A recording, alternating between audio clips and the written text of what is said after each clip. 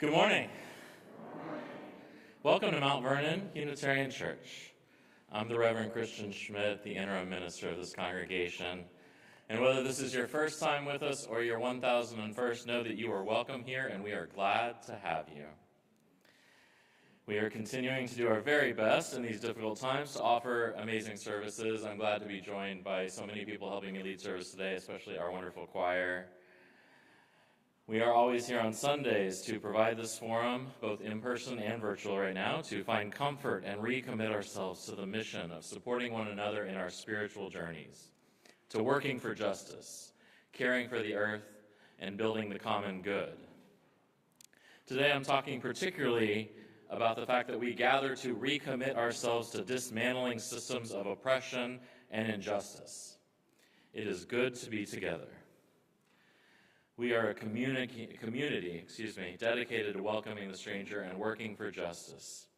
To that effort, we counter the doctrine of discovery by naming and honoring the traditional indigenous inhabitants of this land, the Piscataway, Powhatan, and Toh.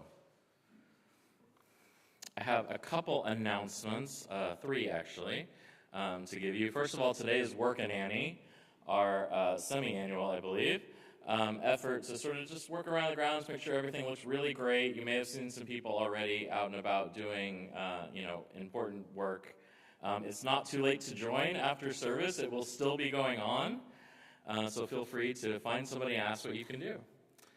The other two announcements, this weekend, as many of you know, we are in search for a long-term settled minister. And as part of that, the Ministerial Search Committee is offering the second in-person cottage meeting, that is sort of a group discussion, to gather ideas about that search. This one is being held today after service from 11:30 to 1 in Holland Hall, which is the building right over that way in the fireplace room. You can find more information about a few more opportunities by looking in our weekly emails and our other communications. They very much hope you will participate in one of them to help give your input about the search. To that effort, we also have another upcoming event related to the search. MVUC will offer what is called Beyond Categorical Thinking. It's a workshop offered by the Unitarian Universalist Association for us and congregations that are in the search process. All congregational leaders, members, and friends are invited to participate. It is designed to help congregations avoid unintentionally excluding ministers who fall into certain categories and to prevent unfair discrimination in the search process for a new minister. So look for more information about that. That'll be on Saturday, October 29th, just to give you the date in the morning. Which is as good a reason as any for me to remind you to continue to look at your emails and phones on our website for updates about worship and all those other church happenings. And know if you are ever in need, we are just an email or a phone call away. I invite all of us to take a deep breath with me as we enter into our time of worship.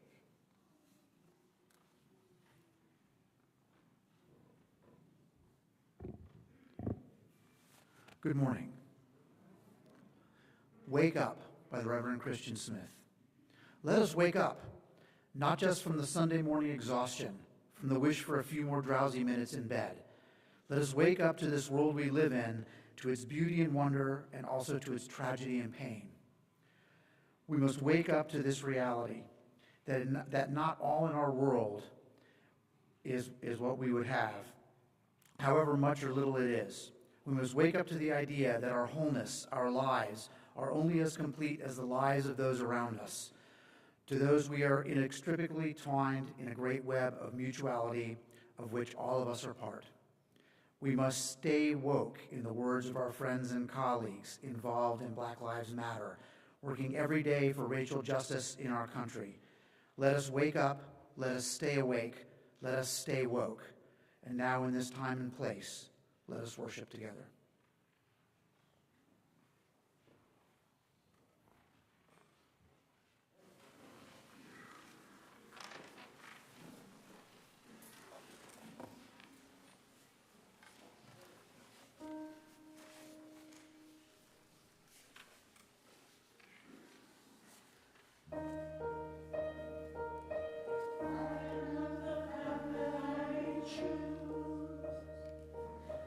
I am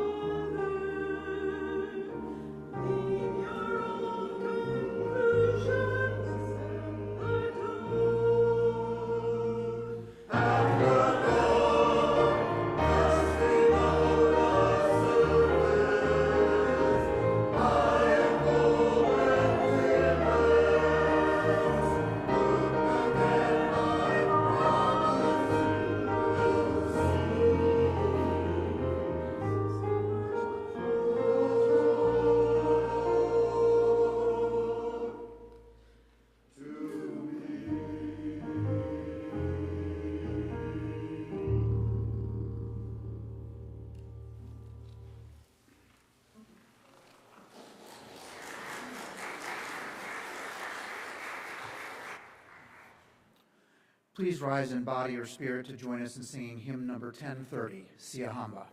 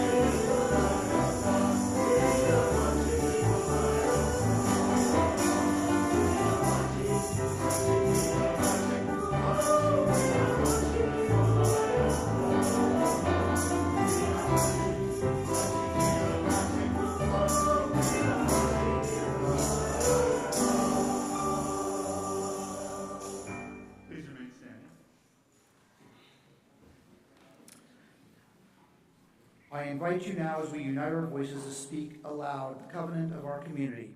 You can find these words in the back cover of the gray hymnal or in the order of service. Love is the teaching of this church. The quest of truth is daily task, and service is its prayer. To dwell together in peace, to seek knowledge and freedom, to serve life in community, to the end that all souls shall grow in harmony. This is our covenant with each and with all.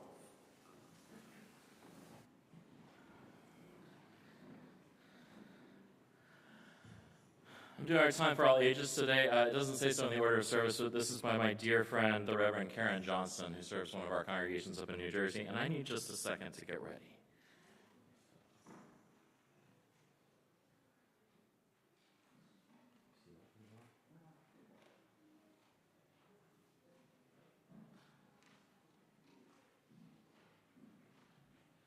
All right.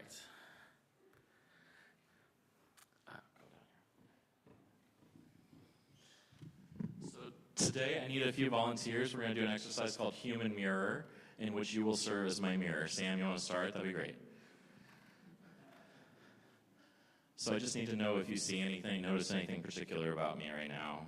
Is there anything that jumps out? Your face. There's a bunch of black stuff on it that you just use makeup. I don't think that's true. I don't remember anything like that, and that doesn't sound like something I would do. So it's okay. You can sit down now. You want to help me? Okay. Is there anything? I watched a movie called Captain Underpants. Nice. I love Captain Underpants. Do you notice anything about me?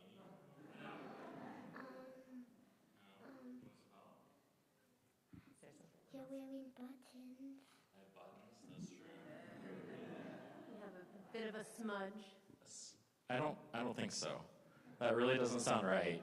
Can you? Maybe you can help me. Anything? You've got a beard?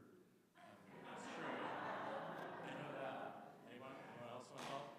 Jan, you're very observant. There's a big blotch on your face. I really don't think that's correct. Doesn't sound like anything I would do. I checked earlier. You have something else to contribute? Really quick. You have a line of black makeup and a smudge next to it, resembling like an eye heart or something, or an L smudge. This doesn't sound right. I really don't think that's something I would do. And I checked earlier and I know I didn't have that, so. I don't know, Sam. I don't remember that. I don't remember that at all. But I think I have a mirror on me, so I can check and see myself. Should I do that? Okay. Oh, wow. I do have something on me. That's weird.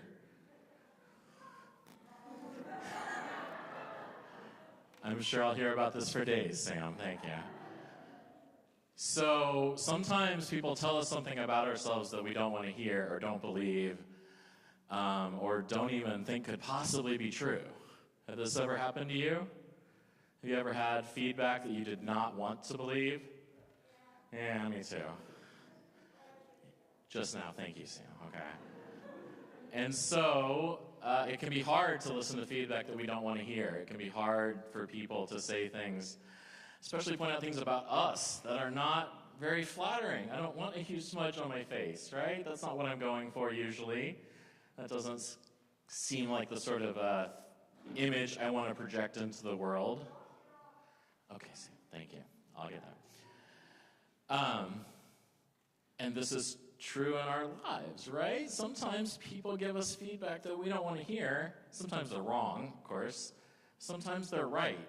And it forces us to sort of reconsider things we may have very deeply held, things we may not have bothered to think about ever before because we didn't have to. But holding up that mirror can be a very painful but very transformative exercise in our lives. And we're going to talk a little bit more about that in the rest of the service today, particularly in terms of racism, which is our country's sort of original sin and something that we are still fighting and dealing with on a daily basis. It is still very much ingrained in our society, and it can be painful to hear, not just on an individual level, but the country, the neighborhood, the world we like has some serious problems. And so we'll be talking about that today. I encourage, as we send the kids out in here in just a second, all of us to think about the ways in which we have received feedback in our lives and how we've sort of integrated that and how we might do better at doing so as we move forward. And I want to thank all of I didn't really take so much volunteers as forced people to converse with me, but thank you all for participating. Are we going to sing our children out now? Yeah.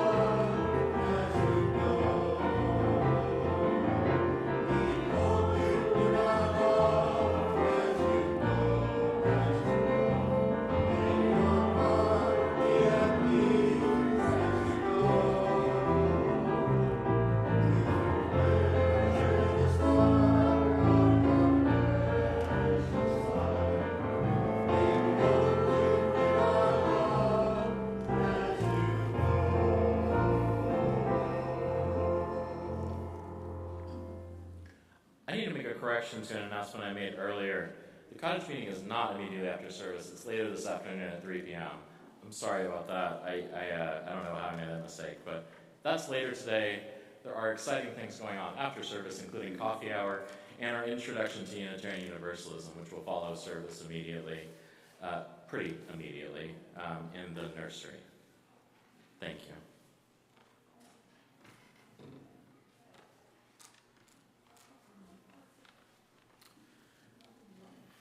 Mount Vernon Unitarian Church continues to share the plate with committed organizations that you, our members, have chosen. During the month of October, our offering is being shared with No Child Goes Hungry. Our former intern and community minister, the Reverend Karen Rasmussen, established No Child Goes Hungry with a simple mission to make sure that all children have access to food. We are a community that invites spiritual and material generosity from our members and friends. I give because I believe in the things that this community believes in and that this church believes in, and try to stay a part of this community. I invite this gathered community to offer whatever you are most comfortable with in spirit and financial generosity for the mission of our church community. If you would like to write and mail a check for the offering, please make it to MVUC, and in the memo line indicate how would you like it to be used. You can also go to our website and give directly. We are so grateful for any of your donations.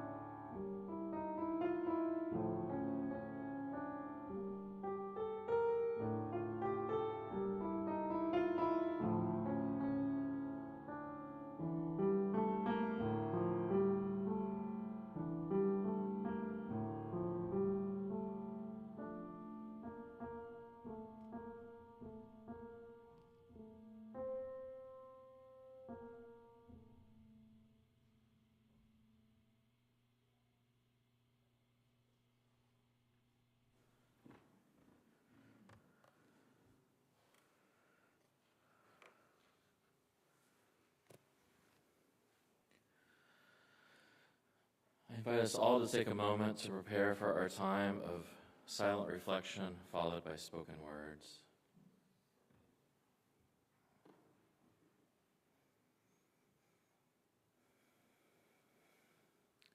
Please join me in the silence.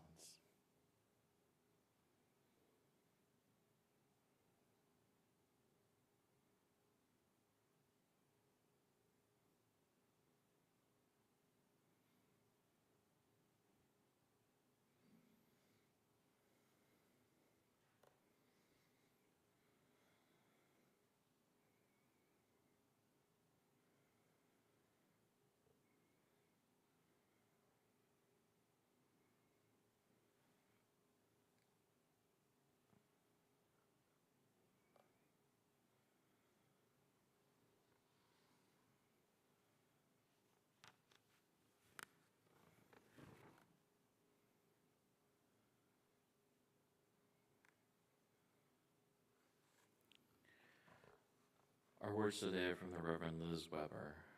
It's called For All That Is Our Life. She writes, Spirit of life, help us to be present with all that is our life, both our deepest sorrows and our greatest joys, so that we can truly live, engaging fully in our own life and in our community. Spirit of community, help us know how linked we are, how each one of our cares touches us all. Help us to ask for support when we are in need, and offer our support to others when we are able, so that we may rest in the solace of one another's love. Spirit of love, help us to love our neighbor as we love ourselves, so that we might fully embody love and resist hatred. Spirit of resistance, help us to stick up for what is right, even when we are tired or afraid. Help us to dream of the world as it should be and act to bring that world about. Help us to find hope each day. Spirit of hope, help us through this day and each day. Help us to be present for all that is our life. For all this we pray. Amen, and blessed be. I invite you to remain seated, but open up your gray hymnal to number 18. What wondrous love is this?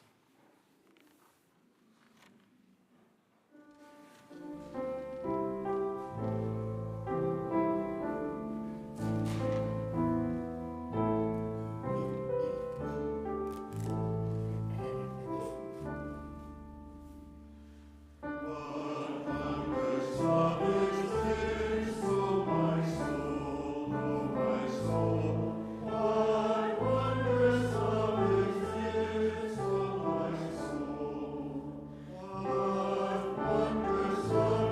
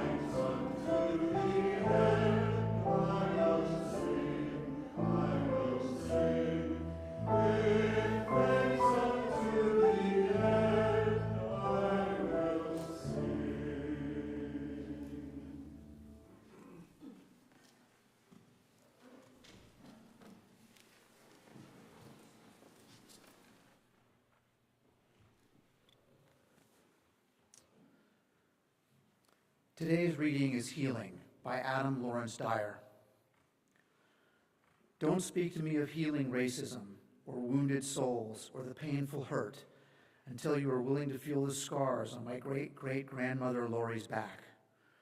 Don't speak to me of values or justice or righting wrongs until you are able to feel the heartache of my great-great-grandfather Graham, whose father may have been his master.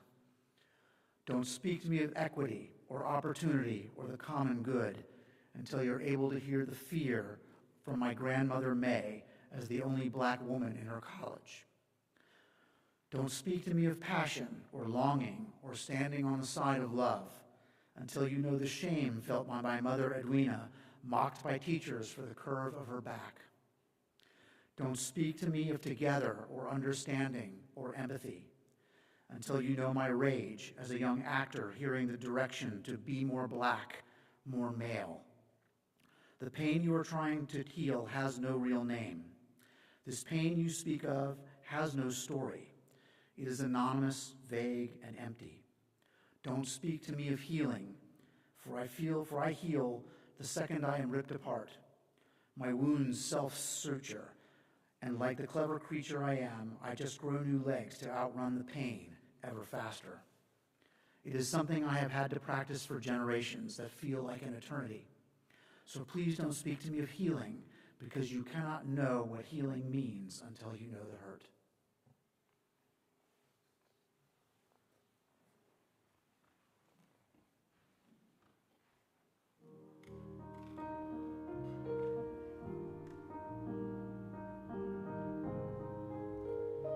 This is a particularly beautiful anthem, and I just wanted to give you a little background.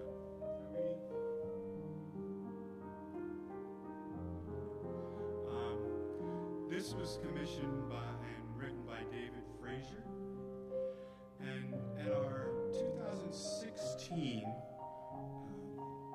General Assembly, the musical director was Dr. Glenn Thomas Rideout, who is just the whole package. He's a beautiful voice, an amazing teacher. And Glenn Thomas talked a little bit about this to set the stage for this song.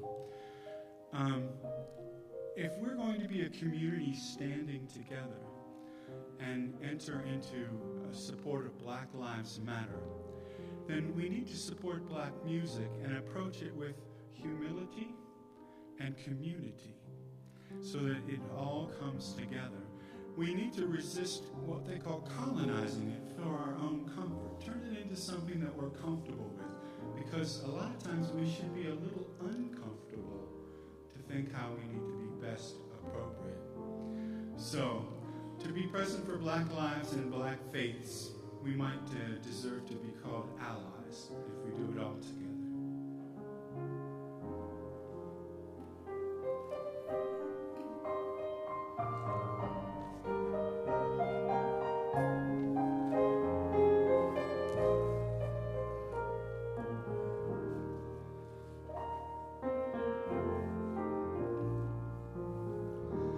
I need you, you need me, we're all a part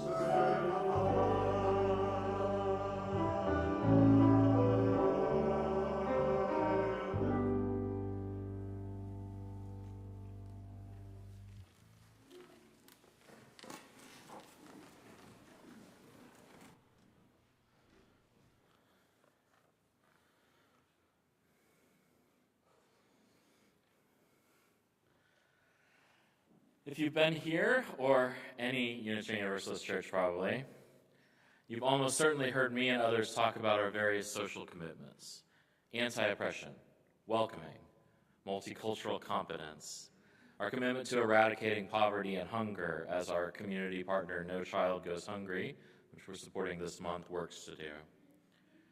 Commitments to protecting our environment, which you'll hear much, much more about next week in next week's service. And to the one I'm going to talk about especially today, anti-racism. This can sound like a laundry list of progressive political issues. Certainly that observation, or sometimes complaint, has been made here and across Unitarian Universalism, both from those inside the fold and from outside. Let the helicopter go by here for a second. It is not a secret that our membership on average is among the most left-leaning politically of any religious tradition in this country. A Pew Research study from 2016 noted that UUs are more likely to support Democrats and less likely to support Republicans than any religious group, except for two traditionally African-American denominations, the National Baptist Convention and the African Methodist Episcopal Church. If you're curious about the opposite end of the spectrum, Mormons and Southern Baptists and Lutheran of the Missouri Synod variety are way over there. But we are not, at our core, a political institution, though our members and indeed our congregations and our national body are often quite involved in politics. No, for us, these positions are not political ideology, but rather positions of values and ethics and, yes, religious belief. And here's the disclaimer to go with that. Of course, your religious beliefs affect your political stances and vice versa. We've seen this all too clearly in, for instance, the Supreme Court decisions of late. It's impossible to sort of conveniently say that your religious beliefs are entirely separate from your political ones, at least not if you want to be truthful about the matter. But if we're not primarily a political or even social justice group, what are we? Well, we're a church. Our religious, or you may prefer the word spiritual, or another word, beliefs and ideas, values and ethics, and then how we take those and live them out in ourselves, our lives, and the world are what is really core here. This might seem like an overly picky designation, that it's our beliefs that lead to our political and social justice work rather than the other way around. And for some people, that may not be the case. I'm not here to prescribe how everyone has to think. And the truth is, as I've already said, they all inform one another, but I really do think it matters. It certainly matters to me. It's my belief in, as our first principle states, the inherent worth of dignity, and let me just start over with that one. The inherent worth and dignity of all people. If I truly believe that, and I do, then I am called. I have to work on a political level, on a social justice level, on a personal level, to make sure people are treated that way. It really matters, especially, I just want to speak for myself, for me. I'll confess that what we might describe as activist work was not something that came very naturally to me, which is a little strange because I certainly have the DNA for it. My parents were involved in the civil rights movement on a local level, and for the rest of my mom's life, and my dad's still today, in various other places, in my schools, very deeply, on the child welfare board, in local politics, which my family has been involved in for generations. But as a young person, I often felt like I didn't have that fire in me somehow. For whatever reason, I didn't seem to get as excited about some of these things, even in justice, as many of my friends did. It occurs to me in retrospect that that might have been partly the crowd I was hanging out with, some of which were really fired up about a lot of things, and politics, and righting wrongs, and maybe you know some of these folks, maybe you are some of these folks. Maybe I was just a little lower key compared to those people. But in any case, it was very much coming to church that changed that for me. It was in seeing, in being told about, and learning about, and reading about the connections between the core values I hold and living that out in the world. Things like believing that people matter means you have to make their lives better. That if you think it's not just wrong, but actually evil, and I don't use that word very much, but it applies here, that it's evil when people are discriminated against for who they are, well, that means you better go do something about it. Not just watch others do so or express concern. So today's topic specifically is anti-racism, and I use that term very intentionally because it means more than just not being racist, though that's a good starting point. Anti-racism refers to a stance that not only disagrees with racism, but actively works against it in all its forms. And so for white people especially, this is a crucial distinction. In other words, it's not simply enough to say, I'm not racist, when we live in a society that still very much still disadvantages people who are not white solely because of their race. The historian and writer Howard Zinn says, if you're on a moving train, it doesn't matter if you're moving or not, you're on the train moving forward. If the society you are a part of is oppressive, then you are participating in it, whether you want to or not. I'm not going to spend any time today convincing any doubters that racism still exists and is widespread, because if you're not on board with that, the rest of the sermon is probably not for you. We can talk later, maybe. Okay. So we often think of racism, in fact, we think of all oppressions. In fact, we're hardwired to think this way. We think of these as primarily a personal matter. Humans are storytellers. We are people who are interested in relationships with people. It's actually quite hard for us to think on a much larger global scale. And so we think of racism as something in which one person, or more than one person, holds racist views and enacts those beliefs against others. We think of things like race-driven violence or racial slurs, and these are awful, horrific things.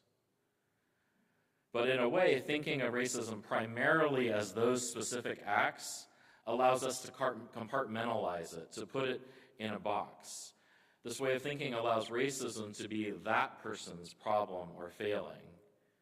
It becomes therefore something that you or I don't have to worry so much about, because it's not my problem, it's theirs. But here's something that people here already know, many people already know, and others may not have had a lot of cause to think about, but we'll think about it right now. Because racism doesn't only work that way. Different, and to my mind more problematic because of how pervasive it is what we call systemic or institutional racism. And yes, other forms of oppression also work similarly. I'm talking about racism today, but we could apply this to a lot of situations. So a classic example of systemic racism is redlining, in which government policy and financial institutions collaborate to prevent people of color from getting mortgage loans, or they don't get as good of terms. It's hard to buy a house, therefore, it's hard to build wealth. So in some cases, especially early on, these policies were explicitly racist. They actually said the things they were aiming for. But often, especially later, they were race neutral in their language, and indeed we still see this today. So you can have a policy that's facially race neutral, but it just so happens that the neighborhoods where mortgages aren't likely to be given or are given at worse terms are those where there are mostly non-white residents. Systemic racism doesn't depend on any one person being actively racist. It may not even use racist language. Instead, it sets up systems, hence systemic, that disproportionately disadvantage people of color and or preference white people, or both. So we say each week, and I highlighted it in our welcome this week, we gather to recommit ourselves to dismantling systems of oppression and injustice. I say this every week I lead service. Worship assistants say it on other Sundays. And it's not just a thing we say, though saying it does really matter.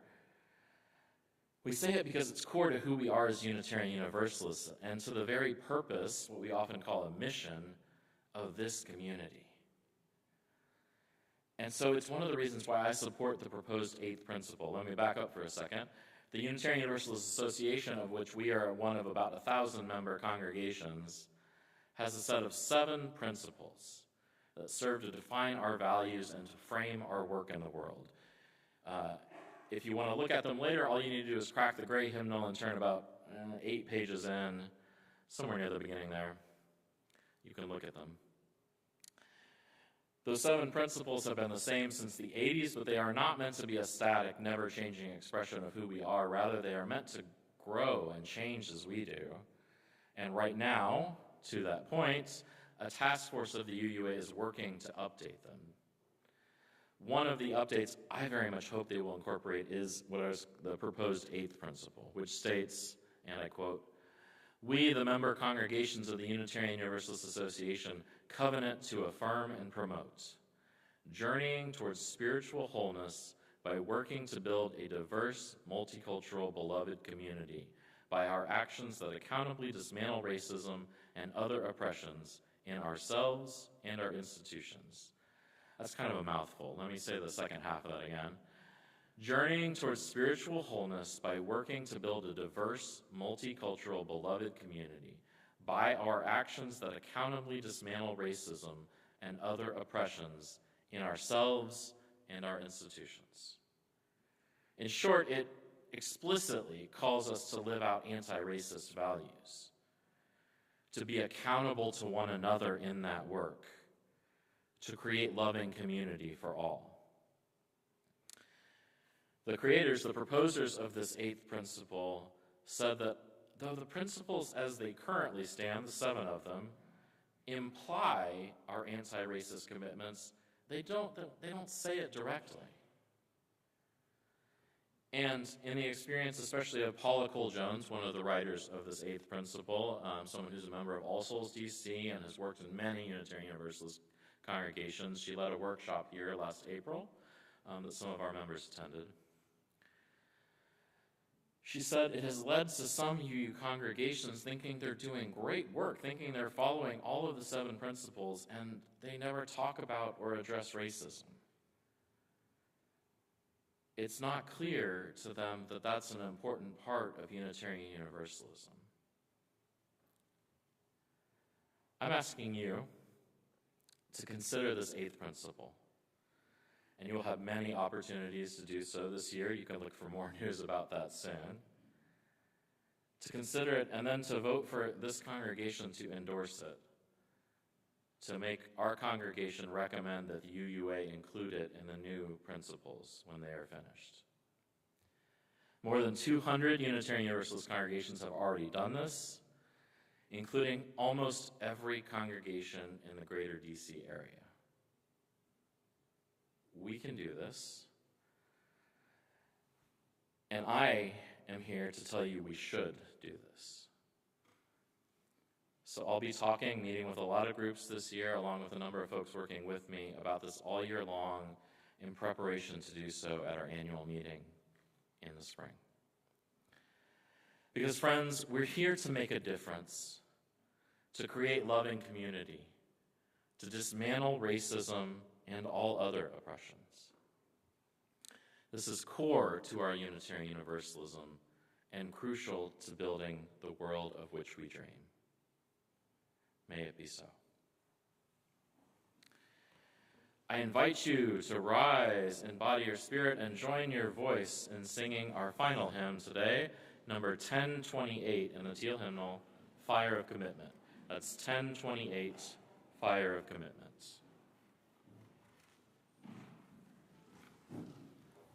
When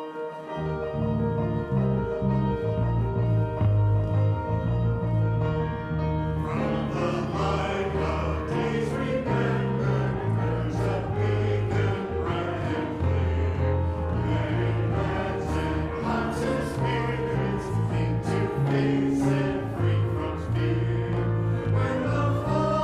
of commitment